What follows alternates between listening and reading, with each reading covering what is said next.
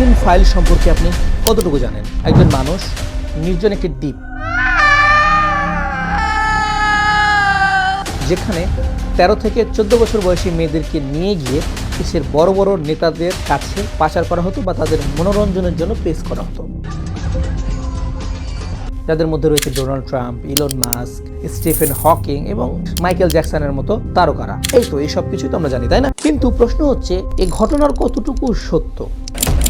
না, মানে প্রতিটা ঘটনারই দুইটা দিক থাকে, হোয়াই অ্যান্ড হাউ, কেন এবং কিভাবে। আমরা কি এটা নিয়ে প্রশ্ন করতে পারি না যে কেন এই সময় এপস্টিন ফাইল উন্মোচন হলো, যেখানে জেফ্রি এপস্টিন 2019 সালের 10 আগস্ট জেলখানায় মারা যান।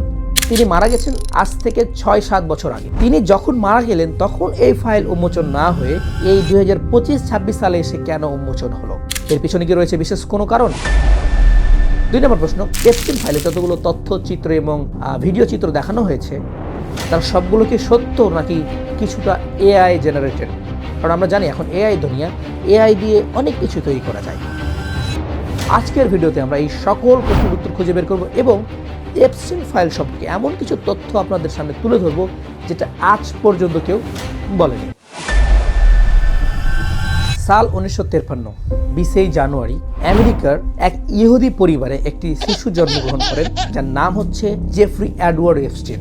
নিউ ইয়র্ক শহরে বেড়ে ওঠে এপস্টিন বড় হয়ে আমেরিকার ডেন্টাল স্কুলে শিক্ষক হিসেবে পেশাগত জীবন শুরু করেন। কিন্তু শিক্ষাগত যোগ্যতা কম এবং শিক্ষক হিসেবে ভালো পারফরমেন্স করতে না পারায় 1976 সালে এপস্টিনকে স্কুল থেকে বরখাস্ত করা হয়। এপস্টিন স্কুল থেকে বরখাস্ত হওয়ার পর ব্যাংকিং সেক্টরে, অর্থাৎ বিশেষ করে রিয়ান ইস্টার্নের বিভিন্ন পদে চাকরি করেন এবং তার লাইফ যখন একটু স্বাভাবিক হয় 1979 থেকে 80 সালের দিকে এপস্টিন একটি মধ্যবিত্ত সাধারণ গরিব ফ্যামিলির মেয়েকে টাকার প্রলোভন দেখিয়ে তার সাথে সময় কাটানোর প্রস্তাব দেন।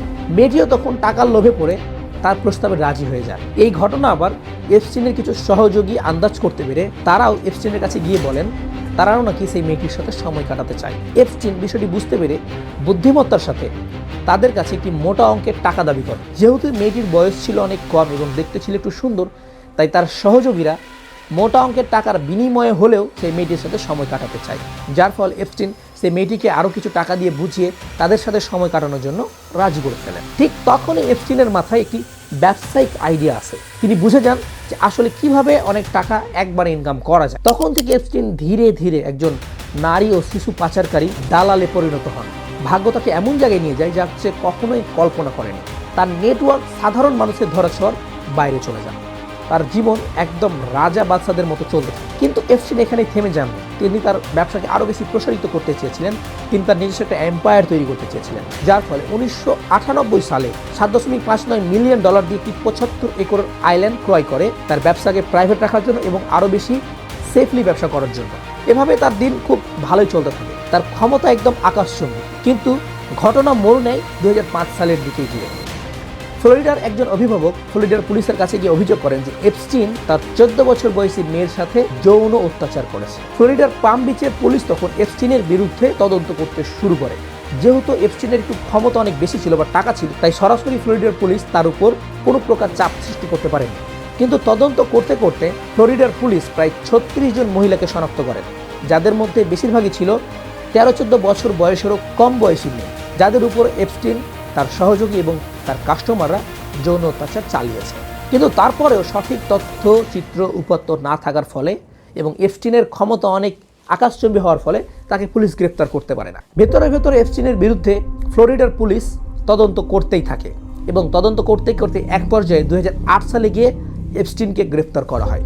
এপস্টিন গ্রেপ্তার হওয়ার পর খুব বুদ্ধিমত্তার সাথে তার দোষ স্বীকার করে নেন, কোনো প্রকার ঝামেলা ছাড়াই। দোষ স্বীকারের ফলে ফ্লোরিডার একটি রাজ্য আদালত তাকে নারী শিশু পাচারকারী এবং পতিতাবৃত্তির জন্য, অর্থাৎ এই দুইটি অপরাধে দোষী সাব্যস্ত করেন এবং 13 মাসের কারা সাজা হয় তার। কিন্তু বিভিন্ন কাজের শর্ত, ক্ষমতা এবং টাকার ফলে তিনি জেল থেকে মুক্তি পান। মুক্তি হওয়ার পরও এপস্টিন পুরাতন কাজকে ভুলতে পারে না। সে আবারও নারী পাচারকারী, যৌন পাচারকারী এবং পতিতাবৃত্তির কাজ শুরু করেন। কিন্তু ফ্লোরিডার পুলিশরা তার বিরুদ্ধে তদন্ত করা থামায়। ফ্লোরিডার পুলিশরা তখনও তার বিরুদ্ধে তদন্ত করছিলেন, কারণ তারা এমন কিছু তথ্য পেয়েছিলেন যেটা তাদেরকে শক করে দিয়েছিল। ফ্লোরিডার পুলিশরা বুঝতে পেরেছিলেন যে এপস্টিনের সাথে অনেক বড় বড় লিডারদের হাত আছে। আমরা যদি এখন তাকে দমন না করি বা তার বিরুদ্ধে তদন্ত বন্ধ করি, তাহলে সে আকাশচুম্বী অবস্থানে পৌঁছে যাবে, আমরা পরবর্তীতে তাকে ধরতে পারবো না। এবং তদন্ত করতে করতে শেষ পর্যায়ে গিয়ে 2019 সালের 6 জুলাই তাকে নিউ ইয়র্কের নাবালকদের যৌন পাচারকারী হিসেবে বা অভিযোগে গ্রেপ্তার করা হয়। এবং দুর্ভাগ্যবশত 1 মাস পরে 2019 সালের 10ই আগস্ট জেলখানা থেকে তার লাশ পাওয়া যায়। ঘোষণা করা হয় এপস্টিন আত্মহত্যা করেছেন, কিন্তু তখন এপস্টিনের আইনজীবী এটা মানতে রাজি ছিলেন না, কারণ তারা ধারণা করেছিলেন যে বিশ্বের বড় বড় নেতাদের মুখ উন্মোচন হওয়া থেকে বন্ধ করতে এপস্টিনকে মেরে ফেলা হয়েছে, তিনি আত্মহত্যা করেননি। ঘটনাটা সবচেয়ে বেশি সন্দেহজনক তখন হয় যখন বিচার বিভাগে জেলখানা সিসিটিভি ফুটেজ তুলে ধরা হয়, তখন সেই সিসিটিভি ফুটেজের মধ্যে 2 মিনিট 53 সেকেন্ডের সিসিটিভি ফুটেজ মিসিং ছিল বা অনুপস্থিত ছিল। এফবিআই বিষয়টাকে তুলে ধরলেও তারা এই ভিডিও ফুটেজটিকে পরবর্তী ভিডিও ফুটেজ বলে চালিয়ে দেয়। এ সকল বিষয় ছাড়াও সবচেয়ে বেশি বিতর্ক যে জিনিসটি সৃষ্টি করে তা হচ্ছে এপস্টিনের বন্ধুদের তালিকা। অর্থাৎ এপস্টিনের বন্ধুত্ব এমন কিছু মানুষদের সাথে ছিল যে তালিকাটা মানুষকে বিতর্ক করতে বাধ্য করে। এপস্টিনের বন্ধুত্বের তালিকায় ছিল Prince Andrew, Donald Trump, Bill Clinton, Norway crown princess, Peter Thiel, Elon Musk, Bill Gates. Can you imagine? যাদেরকে আমরা ছোট থেকে মহান মানুষ মনে করতাম, যাদেরকে আমরা আইডল মানতাম, তাদের মতো লোকদের সাথে কিভাবে একজন যৌন পাচারকারীর সম্পর্ক বা বন্ধুত্ব হতে পারে? এটা কি সাধারণ বন্ধুত্ব, নাকি এর পেছনে রয়েছে বিশেষ কোনো গোপন রহস্য?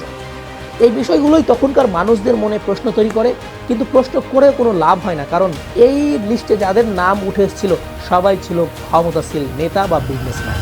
তাই কারোর সাহস হয়নি এই বিরুদ্ধে কথা বলা। কিন্তু 2025 সালের সেপ্টেম্বরে এসে হাউস ডেমোক্রেটরা যখন এপস্টিন ফাইলটি উন্মোচন করেন বা প্রকাশ করেন, তখন আমরা ভিডিও তথ্যচিত্রের মাধ্যমে দেখতে পাই যে অ্যাকচুয়ালি এপস্টিনের সাথে কারা কারা যুক্ত ছিলেন। মানুষ কতটা নিকৃষ্ট হতে পারে, পৃথিবী কতটা খারাপ হতে পারে, আমরা সেটা এপস্টিন ফাইল থেকে দেখেছি। আপনি পৃথিবীকে যতটা খারাপ চিন্তা করতে পারবেন না, তারা এর চেয়েও খারাপ কাজটা করেছে বা করছে। কিন্তু আপনি কি বুঝতে পারছেন, আজ পর্যন্ত তাদের বিরুদ্ধে কেউ আঙুল তুলতে পারছে না, কেউ কথা বলতে পারছে না। আমরা সবাই জানছি যে কারা এপস্টিনের সাথে যুক্ত ছিলেন, কারা যৌন নিপীড়ন চালিয়েছিলেন, কারা ছোট ছোট শিশুদের উপর নির্যাতন করেছিলেন। জেনেও আমরা কিচ্ছু করতে পারছি না, না কোনো প্রশ্ন করতে পারছি, না কোনো প্রশ্নের উত্তর খুঁজে পাচ্ছি। তাই নিজের জায়গা থেকে সেফ থাকবেন। পৃথিবী অনেক খারাপ। আপনার ছেলে মেয়ে কোথায় যাচ্ছে, কি করছে, সেটা অবশ্যই খেয়াল রাখবেন। কারণ আমেরিকাতেই শুধুমাত্র মানুষ বা ছোট শিশুরা নিখোঁজ হয় না। ইন্ডিয়া, পাকিস্তান এবং বাংলাদেশ থেকে এমন অনেক ঘটনা আছে যেটা আমাদের অজানা। তাই নিজের জায়গা থেকে সেফ থাকার চেষ্টা করুন এবং আমাদের চ্যানেলে নতুন হয়ে থাকলে চ্যানেলটিকে সাবস্ক্রাইব করে আমাদের পাশে থাকুন। সবাইকে অনেক অনেক ধন্যবাদ। আসসালামু আলাইকুম।